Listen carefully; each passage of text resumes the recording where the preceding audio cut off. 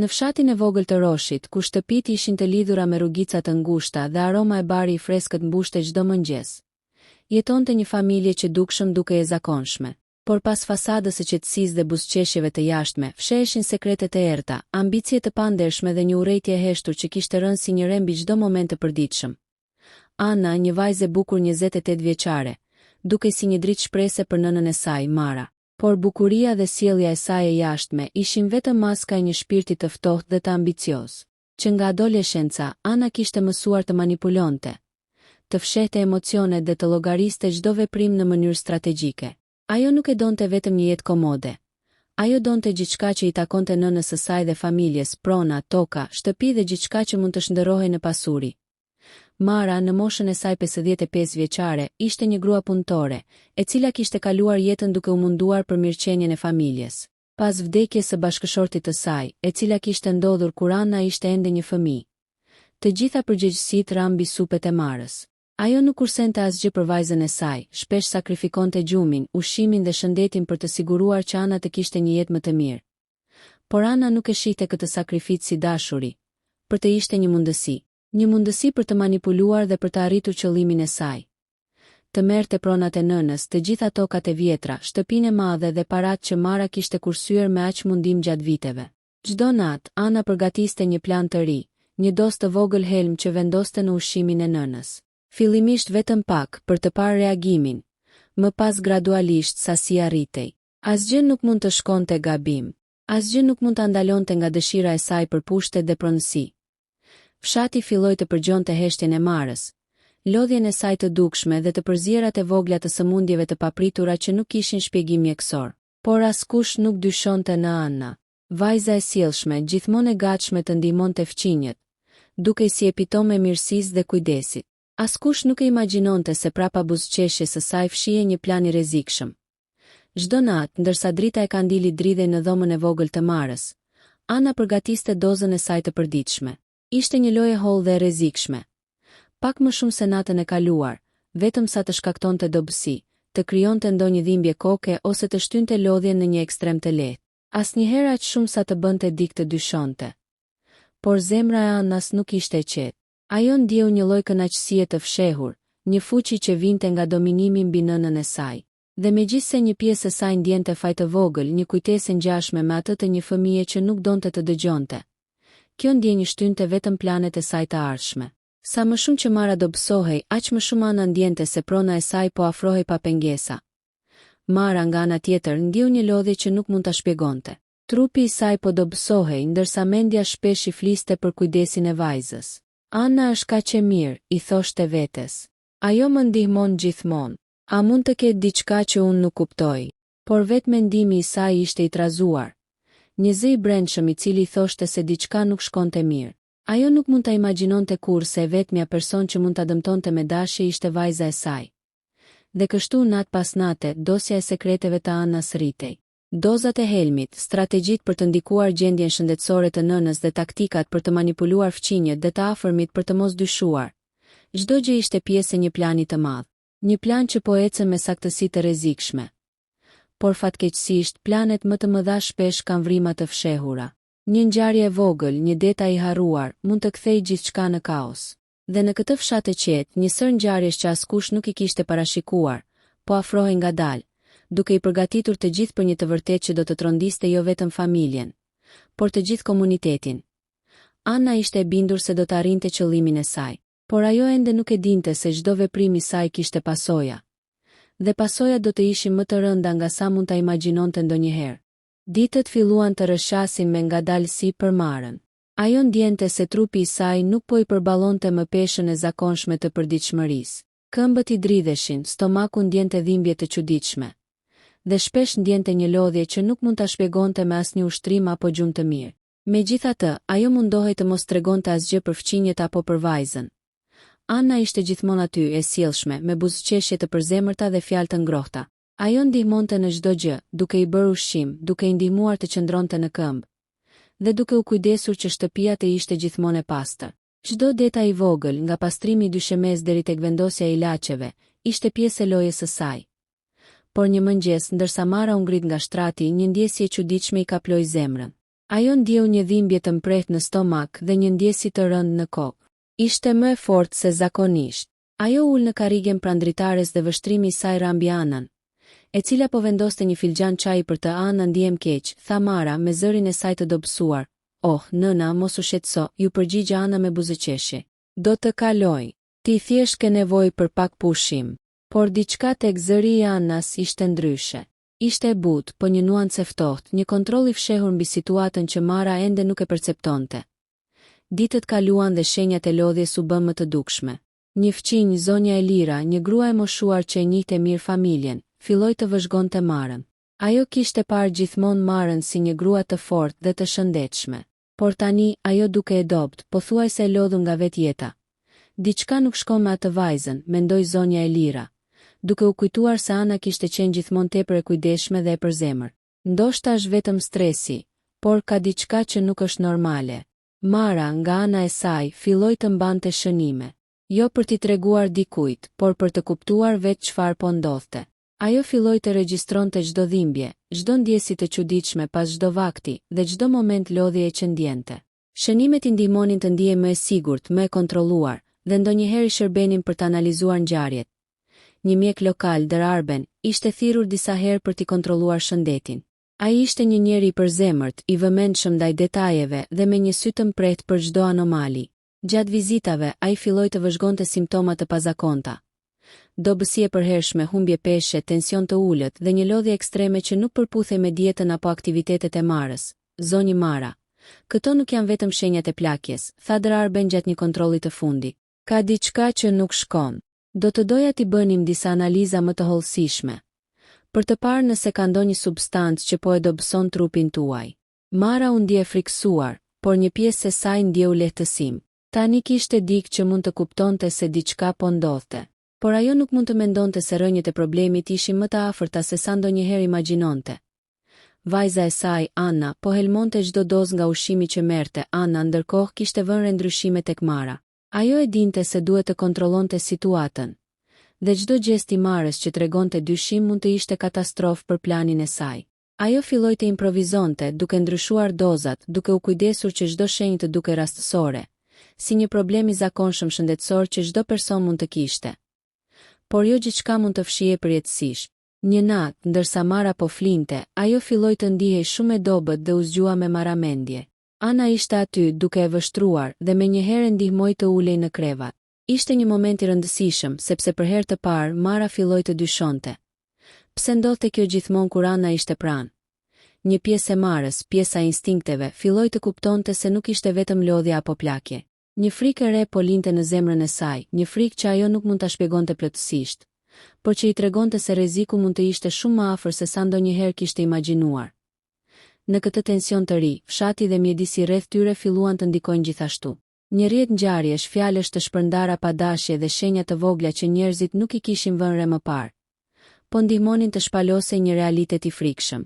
Dhe kështu natë pas nate, një lojë e rrezikshme midis nënës dhe vajzës po fillonte të marrë formë, me pasoja që do të shfaqeshin shumë shpejt, në mënyra që asnjëri nuk mund ta kishte parashikuar. Ditët pas një natë të gjatë me marramendje dhe dhimbje, Mara filloi të ndihej gjithmonë më e shqetësuar. Trupi I saj nuk po e ndihmonte më, dhe ajo filloi të dyshojë se nuk ishte thjesht plakja që po e dobësonte. Një ndjesje e thellë e frikës po merrte rënjë brenda saj, një zë I brendshëm që I thoshte se diçka nuk shkonte me vajzën e saj. Mara filloi të vëzhgonte çdo gjest të Anas, si e vendoste çajin, si përgatiste vakte, si shikonte kur ajo hante. Çdo detaj I vogël që dikur do ta kishte kaluar pa u menduar, tani po bëhej një indicie e mundshme. Pse gjithmonë u ndihem keq pas çdo vakti, pyeste vetveten, ndërsa shikonte filxhanin e çajit të shkuar, të cilin Ana e kishte lënë të ftohet për disa minuta. Një mbrëmje, pas një dite të lodhshme, Mara vendosi të kontrollonte kuzhinën. Pa e kuptuar, zemra e rrite me shpejtësi. Por ajo ndjeu se duhet të kishte një provë, një shenjë që të shpjegonte gjithçka. Ajo gjeti disa gjurmë të çuditshme në raftet e ushqimit, një pluhur I holl I panjohur, I fshehur pas kutive të zakonshme të erëzave. Një ndjenjë e ftohtë e pushtoi, mund të ishte helm. Kur Ana hyri në kuzhinë me një buzëqeshje të zakonshme dhe pyeti, "Çfarë po bën, nëna?" Mara e kapi për një moment duke u përpjekur të duket e qetë. Por zëri i saj u dridh, vetëm po kontrolloj gjërat, tha ajo, duke I mbajtur sytë të fokusuar tek vajza. Ana ju përgjigj me një qetësi të habitshme, sigurisht, nëna. Nuk ka problem. Ti gjithmonë je e kujdesshme. Por pasqyra e saj e buzëqeshjes fshehte një tension të fshehtë. Ajo kuptoi se Mara po afrohej gjithnjë më shumë drejt të vërtetës, dhe çdo lëvizje e saj duhet të ishte e përkryer. Mara vendosi të ruante disa nga mostrat e çuditshme, duke I fshehur për t'i analizuar më vonë. Gjatë ditëve të ardhshme, ajo bëri disa vizita të fshehta te Dr. Arben dhe kërkoi analiza të gjakut, urinës dhe ushqimeve që konsumonte. Rezultatet filluan të shfaqnin diçka të pazakontë. Një substancë e panjohur që po dobësonte sistemin e saj imunitar dhe po shkaktonte simptomat e lodhjes ekstreme. Ndërkohë, Ana filloi të ndjente se loja po bëhej më e rrezikshme. Ajo nuk mund të lejonte që nënën e saj të zbulojë diçka. Secila lëvizje e saj tani ishte strategjike. Ajo filloi të luante rolin e vajzës së kujdesshme, duke siguruar se çdo analizë dhe çdo kontroll I mjekut të dukeshin të parëndësishme. Ajo fliste me fqinje dhe miqt, duke krijuar një imazh të plotë të mirësisë dhe përkujdesjes, duke mbuluar çdo dyshim që mund të lindte. Por tensioni po rritej. Një mbrëmje, Mara vendosi të vendos kamera të fshehta në kuzhinë dhe në dhomën e gatimit. Ajo duhej të dinte të vërtetën. Çfarë po ndodhte natën kur ajo nuk ishte duke e vëzhguar vajzën? Çfarë po I shkaktonte lodhjen dhe dobësinë e papritur? Kur shikoi regjistrimet, zemra I rrihte me shpejtësi. Për herë të parë, ajo pa Anën duke përgatitur ushqimin dhe duke shtuar në mënyrë të fshehtë substancën e panjohur në ushqimin e saj. Shikimi I atyre pamjeve shkundi çdo dyshim të mbetur. Vajza e saj e dashur ishte ajo që po e helmonte. Mara ndjeu një kombinim të tmerrit dhe tradhtisë që nuk mund ta përshkruante. Secili moment kujdesi që Ana kishte treguar ishte I rrem. Çdo buzëqeshje e saj ishte një maskë për ambicien dhe urrejtjen e fshehur. Një pjesë e Marës u shkatërrua nga dhimbja. Një pjesë tjetër u ndez me një forcë që ajo nuk e kishte ndjer kurrë më parë, një nevojë për drejtësi dhe hakmarrje. Në këtë moment Mara filloi të planifikonte. Ajo nuk mund të vepronte menjëherë, sepse Ana ishte e fuqishme në manipulim dhe çdo hap I nxituar mund të ishte I rrezikshëm. Ajo filloi të mbledh prova, të flasë fshehurazi me fqinje dhe miq më të besueshëm dhe të përgatitej për një përballje që do të vendoste gjithçka. Jetën e saj, të ardhmen e pronave dhe të ardhmen e vajzës së saj. Ana ndërkohë filloi të ndjente se rjeti po ngushtohej. Ajo nuk e dinte se Mara kishte zbuluar të vërtetën. Dhe për këtë arsye vazhdoi të luante rolin e vajzës së përkujdesur. Por tensioni I saj ishte I dukshëm për ata që e njihnin mirë. Çdo hap I saj tani ishte një llogaritje e kujdesshme. Çdo fjalë zgjedhur me strategji. Një gabim I vetëm mund të rrëzonte gjithë planin e saj shekullor. Dhe kështu një lojë rrezikshme po zhvillohej nën sipërfaqen e qetësisë së fshatit. Një vajzë që kishte zgjedhur rrugën e errët të ambicies, dhe një nën që kishte zgjedhur rrugën e hakmarrjes dhe mbijetesës. Tensioni ishte I padukshëm për të tjerët. Por brenda murit të shtëpisë, një luftë e heshtur po zhvillohej. Një luftë që do të vendoste fatin e të dyjave në mënyra që askush nuk mund ta kishte parashikuar. Një mbrëmje, ndërsa era frynte lehtë jashtë dritares dhe hije të gjata mbulonin dhomën e vogël të nënës. Mara vendosi se ishte koha të vepronte. Ajo kishte mbledhur prova, kishte parë regjistrimet e fshehta dhe kishte analizuar çdo detaj të shenjave të dobësisë së saj. Tani nuk kishte më vend për hezitim. Kur Ana hyri në dhomë me një buzëqeshje të zakonshme dhe një filxhan çaji në dorë, Mara u ngrit me vendosmëri nga karrigia e saj dhe e ftoi vajzën të ulej. Atmosfera u tensionua menjëherë. Ana, duhet të flasim, tha Mara me zërin e saj të fortë, por të dridhur nga emocioni. Ana e pa me sy të gjerë, duke mbajtur maskën e saj të përkujdesjes, por zemra e rrihte më shpejt se zakonisht. Ajo ndjeu se diçka po ndryshonte në nënën e saj. Çfarë ndodhi, nëna? Je shqetësuar? Pyeti Ana me një ton të butë, duke u përpjekur të duket e pafajshme. Mara nxori regjistrimet nga çanta e saj dhe I vendosi mbi tryez. Shiko këtë. Shiko kujdesin tënd të fshehtë, çdo dozë, çdo moment. Përgjegjësia është e qartë, Anna. Ti po më helmon. Një heshtje e gjatë mbushi dhomën. Ana u ngrit e befasuar, por jo aq shumë sa të humbiste kontrollin. Ajo përpiqej të qëndronte e qetë, por sytë e saj zakonisht kaq të përzemërt shkëlqyen me një dritë të ftohtë dhe të llogaritur. Mara, ti po e kupton keq, filloi Ana, duke përgatitur një version të gënjeshtrave që nuk ishte përgatitur më parë. Unë vetëm po kujdesesha për ty. Gjithçka që bëra ishte për të mbrojtur. Por Mara nuk ishte më e njëjta grua që kishte besuar çdo fjalë të vajzës së saj. Ajo ngriti një gisht duke treguar regjistrimet. Shiko me kujdes. Çdo natë, çdo vakti dhe tani do të më thuash që kjo është kujdes. Ti mendon se mund të gënjesh një nën që të ka njohur gjithë jetën. Anna heshti për një moment, duke vëzhguar fytyrën e Marës. Ishte e qartë se çdo strategji, çdo manipulim, tani po kërcënohej nga vendosmëria e nënës. Megjithatë, ajo nuk mund të hiqte dorë nga plani i saj. Nuk e kupton dot, nëna, gjithçka që bëra ishte për të ardhmen tonë. Të gjitha pronat, pasuria do të ishin të sigurta nën kujdesin tim. E ardhmja jon, pyeti Mara me një zë të dridhur, por të fortë. Ti mendon se mund ta sigurosh të ardhmen tonë duke më vrarë ngadalë? Çfarë njeriu bën kjo me vajzën e saj? Tensioni u rrit. Dhoma ishte mbushur me një energji të rëndë, ku dashuria, tradhtia dhe urrejtja përplaseshin në mënyrë të pamëshirshme. Anna u përpoq të qetësohej, duke ulur pranë nënës, duke vendosur dorën e saj mbi dorën e Marës. Nëna, mos e keq kupto, është për të mirën tënde. Ti nuk e kupton se sa shumë po kujdesem. Por Mara tërhoqi dorën, një shenjë e qartë e vendosmërisë së saj. Jo, Anna, nuk është kujdes, është helm, dhe tani do të ketë pasoja. Ajo u ngrit dhe shkoi te dritarja, duke marrë frymë thellë. Zëri i saj, i ndriçuar nga vendosmëria, u kthye drejt vajzës. Unë nuk do të lejoj të më shkatërrosh. Nuk do të lejoj që asgjë e çmuar e kësaj familjeje të shkojë tek dikush që nuk e meriton. Anna kuptoi se lojtari i saj kishte humbur kontrollin mbi këtë raun. Ajo ngriti supet dhe një buzëqeshje e hidhur u shfaq në fytyrën e saj. Në rregull, nëna. Në rregull, por kjo nuk përfundon këtu.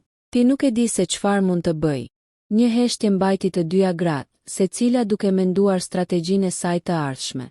Një luftë e fshehtë sapo kishte filluar, ku nuk kishte më vend për gabime. Tani nuk ishte vetëm një lojë e fshehtë e helmit dhe manipulimit.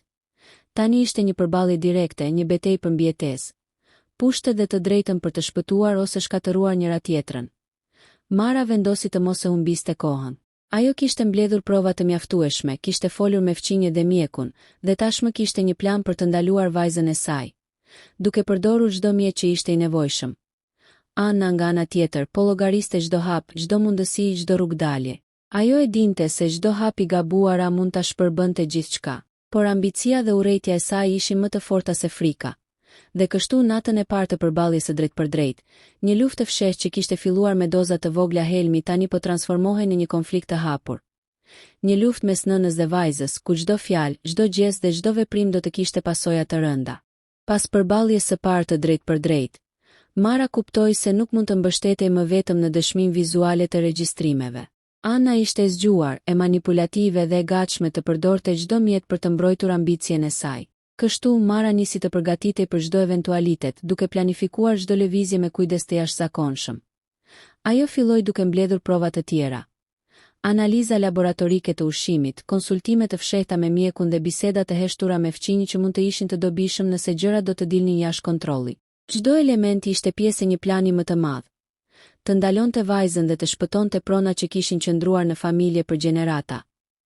Anna ndërkohë nuk mund të qëndronte pasive. Ajo filloi të manipulonte situata në mënyra më të sofistikuara. Përgjon televizjet e nënës, ndërhynte fshehurazi në dokumente dhe përpiqej të krijonte dyshimet e fqinje dhe mjeku, duke përhapur ide se lodhja dhe dobësia e Marës ishin pasojë e moskujdesit të saj dhe jo e ndonjë helmi. Një ditë, Mara vendosi të organizonte një test të vogël. Ajo përgatiti një vakte të veçantë, duke e lënë në një vend ku Anna nuk mund ta manipulonte. Ajo do të shihte reagimin e vajzës dhe do të dinte menjëherë nëse ambicia e saj po përpiqej të kapte kontrollin mbi çdo gjë. Kur Anna hyri në kuzhinë dhe pa vakti, fillimisht u tregua e qetë, por brenda saj çdo mendim ishte strategjik. Si të mos tregonte shenjat e frikës dhe si të shpëtonte planin e saj pa u zbuluar. Ajo filloi të lëvizte në mënyrë të kujdesshme, duke e bërë gjithçka të duket normale. Mara e vëzhgoi me kujdes çdo gest. Sytë e saj kapnin çdo lëvizje të vogël, çdo nuancë në fytyrën e vajzës. Dhe kur pa një lëvizje të çuditshme, një përpjekje për të shtuar një element të fshehtë në ushqim, zemra i rrite më shpejt. Ishte momenti që e priste. Ajo kishte prova të reja që konfirmonin dyshimet e saj. Në ditët në vijim, Mara filloi të bënte lëvizje më të guximshme. Ajo riorganizoi disa dokumente pronësore, i mbajti në vende të sigurta dhe nisi të mblidhte të gjitha kontratat e rëndësishme që mund të përdoren për të mbrojtur prona. Ajo nuk i tregoi Annas asgjë, duke vepruar gjithmonë në fshehtësi. Anna nga ana e saj filloi të ndihet e kërcënuar. Një pjesë e saj filloi të humbiste kontrollin, ndërsa një pjesë tjetër ishte vendosur të vazhdonte deri në fund. Ajo filloi të mendoj për alternativa më ekstreme, mënyra për të mbajtur nën kontroll çdo element të situatës, duke përdorur manipulim emocional, gënjeshtra dhe frikë. Një natë, Anna vendosi të flasë me fqinjet, duke përhapur informacion të pavërtet se Mara po eksagjerohej për lodhjen e saj dhe se po krijonte dyshime të panevojshme. Por Mara kishte menduar për këtë. Ajo kishte mbledhur dëshmi të reja që tregonin të vërtetën dhe kishte nisur të përgatitej për një përballje më të madhe. Një betejë që do të vendoste gjithçka. Tensioni mes nënës dhe vajzës po bëhej gjithnjë më i padurueshëm. Çdo fjalë, çdo gjestë dhe çdo veprim ishin pjesë e një loje të ndërlikuar që asnjëra nuk mund ta humbiste. Mara po mbronte jo vetëm jetën dhe shëndetin e saj, por edhe të ardhmen e pronave dhe dinjitetin e familjes. Anna po përpiqej të ruante ambicien dhe kontrollin mbi gjithçka që ajo konsideronte e saj. Në këtë pikë, një fëmijë i afërt, i cili kishte vëzhguar gjithçka nga larg, filloi të kuptojë se situata po bëhej serioze. Ai i ofroi Marës ndihmë, mbikëqyrje të fshehtë, mbështetje ligjore dhe mbrojtje të provave. Mara e pranoi me heshtje, duke e ditur se tashmë nuk mund të vepronte vetëm. Pas këtij momenti, tensioni nuk ishte më thjesht ndërmjet nënës dhe vajzës, ai po përhapej në komunitet. Fshati, fqinjet dhe njerëzit më të afërt filluan të përfshihen në mënyrë indirekte, duke shtuar presionin mbi Anna. Ajo filloi të kuptojë se loja po i dilte jashtë kontrollit, dhe çdo lëvizje e saj duhet të ishte e përsosur për të mbajtur gjithçka nën kontroll. Dhe kështu, pjesa e pestë mbyllet me një tension të jashtëzakonshëm. Mara është e përgatitur për luftën e vërtetë, ka mbledhur prova dhe ka ndihmën e fqinjëve dhe mjekut. Anna ndjehet e kërcënuar, por ambicia dhe urrejtja e saj e mbajnë të vendosur. Një përballje e madhe është vetëm çështje kohe, dhe pasojat do të jenë të paimagjinueshme.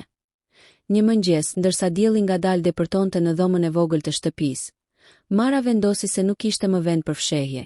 Ajo thirrri Anna në dhomën e saj, duke e ditur se ky do të ishte momenti kur e vërteta do të dilte në pa. Anna hyri me buzëqeshje të zakonshme, por diçka tek ndjenja e nënës i shkaktoi një ngrirje të papritur në stomak. Nëna je qetë sot, pyeti, duke u përpjekur të duket e pafajshme. Jo, Anna, tha Mara me zërin e saj të fortë dhe të vendosur. Nuk jam e qetë, sepse diçka e tmerrshme po ndodh këtu. Diçka që ti e ke bërë. Ajo vendosi regjistrimet dhe analizat laboratorike mbi tryez. Pamjet flisnin më shumë se çdo fjalë. Çdo dozë, çdo vakti, çdo lëvizje e fshehtë e Annas ishte regjistruar. Anna u ngrit me një hap pas, por zemra e rrihte furishëm. Ajo kuptoi se loja e saj po dilte jashtë kontrollit. Nëna ti po kupton keq. Unë thjesht po kujdesesha, tha, duke u përpjekur të mbaj qetësinë. Jo, Anna, nuk është kujdes, është helm. Dhe tani do të paguash për çdo veprim, tha Mara, duke e shikuar drejt në sy. Ajo ngriti dorën dhe tregoi çdo provë që kishte mbledhur. Regjistrimet, analizat laboratorike dhe shënimet e fshehta që tregonin dobësinë e jashtëzakonshme të saj pas çdo vakti. Tensioni ishte i padurueshëm. Anna përpiqej të ruante maskën e saj të përkujdesjes, por frika dhe paniku filluan të duken në fytyrën e saj. Ti nuk mund të bësh këtë, nuk mund të më dëmosh, tha ajo, duke u përpjekur të ndërpresë përballjen. Mara nuk u tërhoq. Ajo kishte vendosur se kjo nuk ishte thjesht një betejë për shëndetin e saj, por një betejë për të shpëtuar të ardhmen e familjes dhe pronat që kishin qëndruar në familje për dekada. Unë nuk po të dëmoj, Anna. Unë po të ndaloj. Nuk ka më fshehtësi, nuk ka më manipulime. Do të ketë drejtësi. Anna filloi të bërtas, një zë i mbushur me frikë dhe zemërim. Ti nuk kupton, unë e kam bërë për ne. Çdo gjë që bëra ishte për të mbajtur gjithçka të sigurt. Mara u përpoq të qetësohej, por zemra i rrihte shpejt. Sigurt, duke më helmuar çdo natë, duke më shkatëruar trupin për një copë toke. Ti nuk di çfarë është dashuria, Anna. Ti njeh vetëm ambicien dhe lakmin. Në atë moment, një derë u hap papritur. Ishte fqinja e besueshme, zonja Elira, e cila kishte ndjekur gjithçka nga larg dhe kishte vendosur të ndërhyjë për të mbrojtur Marën. Anna, kjo ka mjaftuar, tha ajo, duke u dukur e vendosur dhe e pa kompromis. Ti po shkatëron dikë që të ka dashur gjithë jetën. Nuk do të lejojmë këtë më. Anna u ndje rrethuar dhe e kërcënuar. Ajo u përpoq të justifikonte veprimet e saj, por çdo fjalë dukeshin bosh përballë provave të pakundërshtueshme dhe vendosmërisë së Marës. Nuk mund të më bëni këtë, ju nuk e kuptoni se çfarë kam bërë për ne, tha ajo me zë të lartë, duke i drejtuar syt nga nënës. Mara ju afrua me vendosmëri, duke vendosur duart mbi supet të vajzës. Unë nuk po të dënoj, Anna, po të shpëtoj, po të jap mundësinë të zgjidhësh rrugën, por mos guxo kur të më gënjesh përsëri. Nuk ka më fshehtësi midis nesh. Anna, e friksuar dhe e humbur, ra në gjunjë. Për herë të parë, ajo kuptoi thellësinë e gabimit të saj. Ambicia dhe urrejtja e saj kishin çuar në një rrugë pa kthim. Dhe ndërsa dridhjet e saj përshkonin trupin, ajo filloi të kuptonte se nuk kishte më fshehtësi, nuk kishte më manipulime. Vetëm realitetin e pakompromis të asaj që kishte bërë. Në këtë përballje fshati dhe fqinje qëndronin në heshtje, duke pritur të shikonin se cili rrugë do të zgjidhte Anna. Dhe kështu, përballja e hapët përfundoi me një qetësi të tensionuar. Mara kishte fituar një raund të rëndësishëm, por lufta nuk kishte mbaruar. Anna po mendonte për hakmarrje, për manipulime të reja dhe për mënyra për të mbrojtur ambicien e saj. Ndërsa Mara kishte vendosur të mos lejoj asnjë hap pas.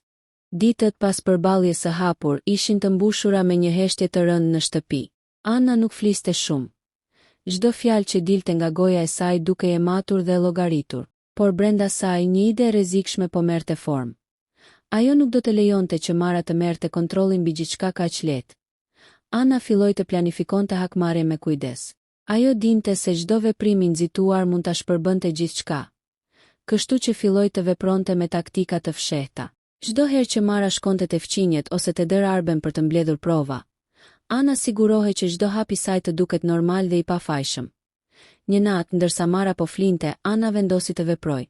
Ajo hapi disa dokumente pronësore që Mara kishte fshehur dhe i ndryshoi vendin e tyre në mënyrë të tillë që të krijonte konfuzion. Ajo gjithashtu vendosi disa fakte të rreme për të shpërqendruar mjekun dhe fqinjet, duke u siguruar që çdo veprim i saj të dukej i thjeshtë dhe i pafajshëm. Mara nga ana e saj filloi të vëzhgonte ndryshimet e vogla. Dokumente që dukeshin se ishin zhdukur për një moment, disa shenja të manipulimit në ushqim, dhe tensioni i padukshëm që Anna përpiqej të fshehë. Ajo filloi të kuptojë se vajza e saj nuk ishte e dorëzuar, por po planifikonte hakmarrje. Një ditë fqinjet filluan të raportonin sjellje të çuditshme të Annas. Ajo fliste fshehurazi në telefon, ndryshonte mënyrën se si përgatiste ushqimin dhe duke gjithmonë e vëmendshme në çdo detaj të Marës. Këto sinjale u bën të qarta për Marën. Anna nuk kishte ndërmend të ndalonte dhe çdo hap i saj ishte i rrezikshëm. Mara vendosi të ndërmarrë një hap tjetër. Ajo vendosi kamera të fshehta edhe në dhomën e saj dhe në zonat ku Anna mund të lëvizte fshehurazi. Tani çdo hap i vajzës do të dokumentohej dhe çdo plan i fshehtë mund të zbulohej. Anna, e ndier nga vëzhgimi, filloi të ndryshojë taktika. Ajo përpiqej të shmangte çdo hap që mund të binte në sy të Marës, duke përdorur taktika më të sofistikuara manipulimi emocional dhe mashtrimi. Ajo përpiqej të shfaqej e pafajshme, por çdo fjalë dhe veprim i saj ishte pjesë e një loje të rrezikshme që mund të shpërbëhej në çdo moment. Tensioni midis tyre po arrinte një nivel të papar. Çdo natë kur shtëpia binte në heshtje, një lojë psikologjike fillonte. Secila duke e qetë, por mendja e tyre ishte mbushur me strategji, planifikim dhe frikë. Mara kishte vendosur të mos lejonte më gabime, ndërsa Anna nuk kishte ndërmend të hiqte dorë nga ambicia e saj. Një mbrëmje, Mara gjeti një shenjë të fshehtë në një dokument të rëndësishëm që tregonte për manipulimet e Annas. Ajo e kuptoi se hakmarrja e vajzës po merrte formë dhe se çdo hap i saj ishte i planifikuar me kujdes. Tani betejë nuk ishte më vetëm për shëndetin dhe pronat. Ishte për drejtësi, pushtet dhe kontroll mbi çdo aspekt të jetës së tyre. Anna filloi të ndiej presionin. Ambicia dhe hakmarrja e saj po përplaseshin me vendosmërinë e Marës.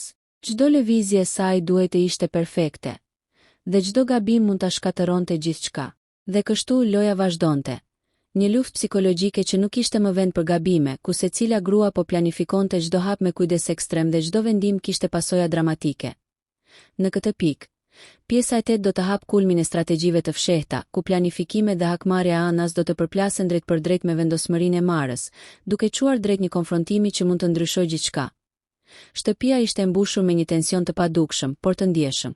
Çdo hap, çdo zë, çdo lëvizje e vajzës dhe nënës ishte pjesë e një loje strategjike që mund të shpërbëhej në çdo moment. Mara kishte vendosur çdo gjë në vend. Kishte mbledhur prova dhe kishte lidhur aleancat e saj të fshehta me fqinjet dhe mjekun.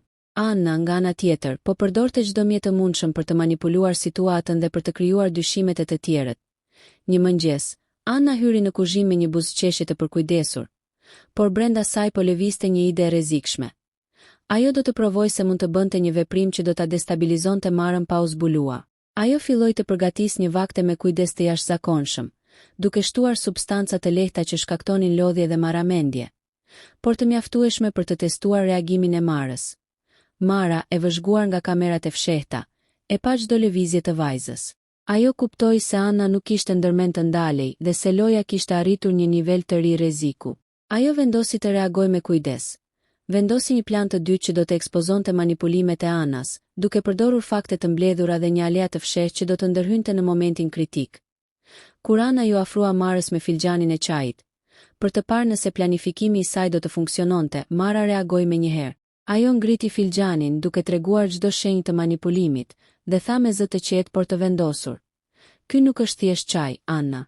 Unë e di çdo gjë që po bën."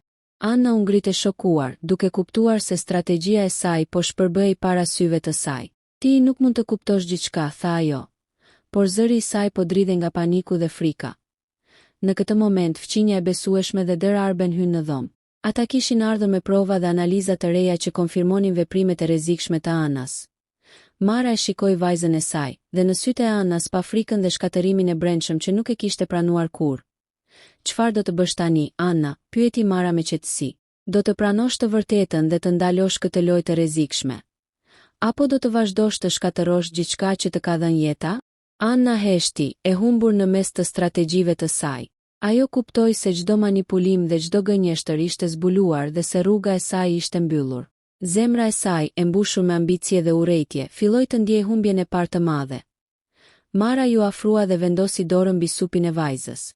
"Unë të dua, Anna, por nuk mund të lejoj që të shkatërosh gjithçka. Nuk ka më fshehtësi, nuk ka më manipulime. Ka vetëm të vërtetën dhe drejtësinë." Anna rrëzoi shikimin, duke kuptuar se nuk kishte më rrugëdalje. Një pjesë e saj e ambicioze dhe manipulueshme ishte thyer nga vendosmëria e nënës. Dhe ndërsa dridhjet e saj u qetësuan pak, ajo filloi të kuptojë se çdo veprim i saj kishte pasur pasoja të pakthyeshme. Në atë moment Mara vendosi të mos e dënoj, por të vendoste kufit e qartë. Anna nuk mund të ishte më e përfshirë në asnjë vendim që mund të dëmtonte familjen ose prona. Ky ishte fitoria e parë e Marës në këtë betejë, një fitore që vendoste themelet për drejtësi dhe siguri në shtëpi. Megjithatë, Anna nuk ishte dorëzuar plotësisht. Një pjesë e saj po planifikonte një hakmarrje të re, më të sofistikuar dhe më të fshehtë. Tensioni mes tyre ishte larg përfundimit, dhe loja strategjike sapo kishte arritur kulmin e parë. Një natë e errët mbuloi fshatin. Era frynte fort jashtë dritares së shtëpisë së Marës, duke bërë që dritaret të dridheshin dhe hijet të gjata të lëvizin mbi mure. Në këtë natë gjithçka do të merrte fund, ose do të shpëtonte nga loja e fshehtë e manipulimeve, ose do të thyhej përgjithmonë. Mara e dinte se Anna po planifikonte një veprim të madh. Ajo kishte mbledhur prova, kishte vendosur kamera dhe kishte paralajmëruar fqinjet dhe Dër Arben për çdo lëvizje të mundshme. Por ajo e dinte se nuk kishte vend për gabime. Çdo hap i vajzës mund të sillte rrezik të madh. Anna hyri në dhomë me një buzëqeshje të qetë, por zemra i rrite fort. Ajo kishte planifikuar çdo detaj, duke menduar se këtë herë mund të fitonte. Por kur pas sytë e Marës të ndriçuar nga vendosmëria dhe provat mbi tryez, një ndjenjë frike filloi të përhapej brenda saj. "Anna, kjo mbrëmje është fundi i lojës," tha Mara me zë të qetë, por të fuqishëm. "Të gjitha fshehtësitë e tua, çdo manipulim, çdo përpjekje për të më helmuar dhe për të marrë pronat janë zbuluar. Nuk ka më vend për gënjeshtra." Anna ngriti supet, duke tentuar të duket e pafajshme. Por secili detaj i saj, secili gest, ishte i zbuluar nga kamerat dhe provat e Marës. "Nëna, unë e bëra gjithçka për të mirën tonë," tha ajo. Por zëri i saj nuk kishte më forcën që kishte dikur. Mara ju afrua dhe vendosi dorën mbi supin e vajzës. "Të mirën tonë, duke më helmuar çdo natë dhe duke shkatëruar shëndetin tim.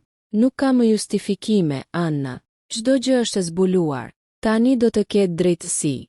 Në atë moment fqinjet dhe Dër Arben hyn në dhomë, duke sjell prova të reja që zbardhnin çdo veprim të fshehtë të Annas. Çdo dokument, çdo regjistrim, çdo analizë laboratorike tregonin të vërtetën e pakundërshtueshme. Anna kishte tentuar të merrte prona dhe të manipulojë nënën për vetë përfitim. Anna rënkoi, duke kuptuar se loja e saj kishte dështua. Çfarë do të bësh tani?" pyeti ajo me një zë të dridhur dhe të pafuqishëm. Mara e shikoi për një moment, e qetë dhe vendosur. "Do të vendos kufit dhe drejtësinë. Ti nuk do të jesh më pjesë e vendimeve që mund të dëmtojnë familjen. Do të marrësh përgjegjësinë për veprimet e tua. Por nuk dua të shkatërroj, Anna. Jam e gatshme të jap një mundësi të dytë. Por kushti është qartësia dhe respekti për të vërtetën. Anna rrëzoi shikimin, duke ndier humbjen dhe rëndësinë e asaj që kishte bërë. Ajo kuptoi se ambicia dhe hakmarrja e saj kishin shkaktuar një gjendje kaq serioze saqë nuk kishte më kthim pas. Fqinjet dhe dërarbe mbetën të heshtur, duke ndier tensionin dhe lehtësimin njëkohësisht. Loja e fshehtë kishte marrë fund, dhe e vërteta kishte dalë në pa. Mara kishte mbrojtur shëndetin, pronat dhe dinjitetin e saj dhe të familjes. Në këtë natë, ndërsa hijet e errta largoheshin dhe dielli i parë fillonte të ndriçonte, Mara dhe Ana qëndronin njëra përballë tjetrës. Një qetësi e re mbuloi shtëpinë. Një kombinim i dhimbjes, pendesës dhe lehtësimit. Ana filloi të kuptonte rëndësinë e respektit dhe së vërtetës, ndërsa Mara e dinte se kishte fituar jo vetëm betejën, por edhe dinjitetin dhe të ardhmen e saj. Ditët pas përballjes së hapur kishin sjellë një qetësi të rreme në shtëpi. Mara ndihej më e sigurt, me prova të mjaftueshme dhe mbështetje nga fqinjet dhe dërarben. Por ajo e dinte se Ana nuk kishte ndërmend të dorëzohej. Ndërsa nëna si dukej se situata po stabilizohej, vajza po planifikonte hakmarrjen e saj të fshehtë, duke përdorur çdo mundësi për të manipuluar situatën pa u zbuluar. Ana filloi të lëviz në mënyrë të fshehtë. Ajo ndryshonte dokumentet dhe regjistrimet në mënyra të vogla. Krijonte dyshimet e fqinjet dhe të afërmit dhe përdorte taktika psikologjike për të krijuar presion mbi Marën. Çdo gjest i saj ishte i kujdesshëm, i matur dhe i llogaritur, duke e bërë të vështirë për nënën të zbulojë manipulimet e reja. Një natë, ndërsa Mara po shërtonte dokumentet dhe regjistrimet e fundit, ajo vuri re diçka të çuditshme. Një shenjë që nuk ishte qenë aty më parë, një ndryshim subtil në një nga kontratat e pronave. Ishte një lëvizje e fshehtë e Anas, një provë e qartë se vajza nuk kishte ndërmend të dorëzohej. Mara kuptoi menjëherë se hakmarrja e Anas po merrte formë. Ajo vendosi të mos reagojë menjëherë, por të planifikonte një strategji të re. Një lëvizje që do të ekspozonte manipulimet e fshehta dhe do të tregonte fuqinë e saj pa i dhënë Anas mundësi të reagojë menjëherë. Ditët kaluan me tension të madh. Çdo bisedë, çdo përplasje e vogël midis tyre ishte një lojë psikologjike. Ana përpiqej të përdorte çdo situatë për të krijuar dyshime dhe për të destabilizuar Marën, ndërsa Mara përdorte vëzhgimet dhe provat e mbledhura për të mbajtur kontrollin mbi çdo hap. Një pasdite, fqinjet vunë re sjellje të çuditshme të Anas. Ajo fliste fshehurazi në telefon, vizitonte njerëz të ndryshëm dhe lëvizte në mënyra që dukeshin të pafajshme, por ishin pjesë e një plani më të madh. Mara e kuptoi se vajza po përgatitej për një hakmarrje të sofistikuar. Në këtë pikë, tensioni arriti në maksimum. Çdo lëvizje e fshehtë e Anas ishte një provë fuqisë dhe vendosmërisë së saj, ndërsa çdo veprim i Marës ishte një kundërstrategji për të mbrojtur të ardhmen e familjes dhe prona. Loja psikologjike ishte bërë e hapur, dhe çdo ditë ishte një betejë e fshehtë ku secila grua po planifikonte çdo hap me kujdes ekstrem. Pasojat e kësaj loje po fillonin të shfaqeshin. Fqinjet filluan të merrnin anën e Marës, mjeku ishte i bindur për rrezikun dhe çdo përpjekje e Anas për të manipuluar situatën po zbulohej gradualisht. Por Ana nuk ishte dorëzuar. Ajo po planifikonte një veprim që mund të ndryshonte gjithçka, një hakmarrje e fshehtë që do të provonte fuqinë dhe vendosmërinë e saj deri në fund. Kështu, pjesa e nëntë mbyllet me një tension të jashtëzakonshëm. Mara ka kontrollin mbi situatën, por Ana po planifikon një hakmarrje të sofistikuar dhe të rrezikshme. Çdo hap i tyre është i lidhur me strategji, manipulime dhe emocion të fortë.